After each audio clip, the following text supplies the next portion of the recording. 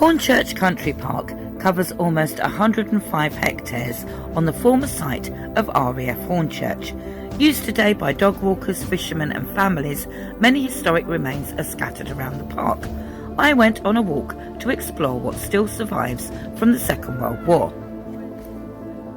The park is used by approximately 150,000 visitors a year, and the children's play area includes a model Spitfire and a variety of play equipment for a range of ages and abilities.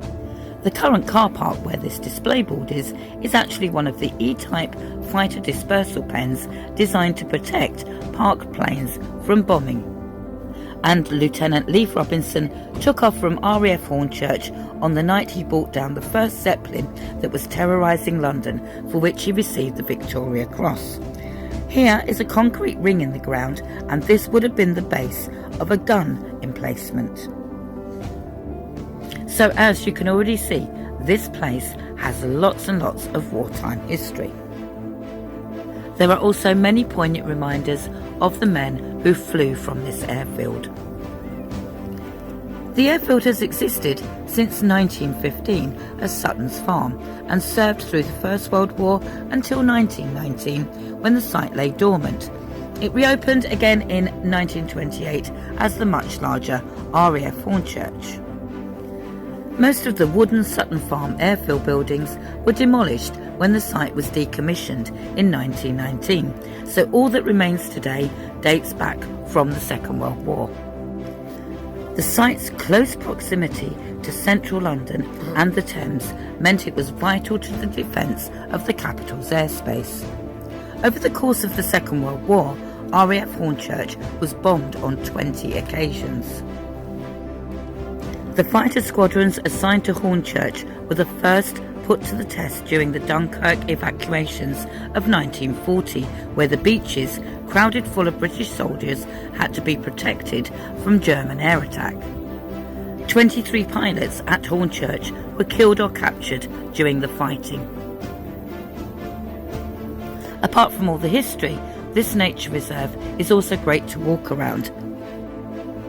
The Ingrebourne Valley Greenway is a 4-kilometre hardened path suitable for bicycles, pushchairs and wheelchairs, and it runs through the site from Hornchurch Stadium north of Hackton Lane to Aubyn's Farm in Hornchurch Country Park.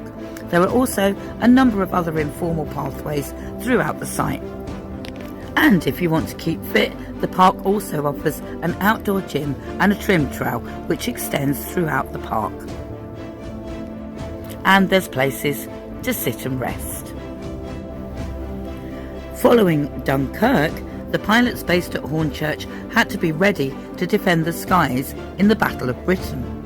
This was the first time RAF Hornchurch was bombed, destroying a newly created officers' mess. 205 enemy planes were destroyed by Hornchurch pilots during the Battle of Britain. Whilst the battle was a British victory, a German breakthrough had been expected, and many of the structures remaining at RAF Hornchurch today were installed to defend the airfield from attack on the ground. These included the pillboxes and trim turrets that you can see around the park. As well as all that World War II history, there is also a lot of nature to see here too. There are swans, there are ducks, and there are geese. In fact, there's actually 61 species of birds that regularly breed in this area, including redshank, lapwing and pochard. There are also 16 nationally scarce beetle species, dragonflies, crickets and many other insects. The Ingrebourne Valley is a true haven for wildlife. Visitors may also get the chance to enjoy the wonderful but all too rare plop as a water vole enters the water, or a flash of blue as a kingfisher dashes downstream. And of course, there are always the ducks and the swans. So for me, this was an absolutely brilliant place to come for a day out, because I could go for a walk, I could discover plenty of nature, and I could find lots and lots of history. We bought a packed lunch and we actually sat here and looked out on this glorious view and had our lunch and our sandwiches, and it was a really, really peaceful, tranquil thing to do. You can also fish and angle from here if you've got a licence, so again a really good place to go if you enjoy nature, history, and look at all those beautiful wildflowers there. This is an amazing place to come in Essex.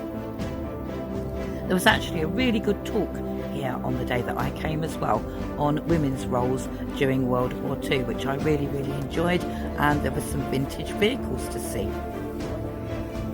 Well, after all that walking, I was actually ready for some refreshment. So before I left, I went into the Ingrebourne Valley Visitors Centre because there's a lovely cafe here where you can get tea, coffee, refreshments and food, and there's lots of artefacts and a little museum.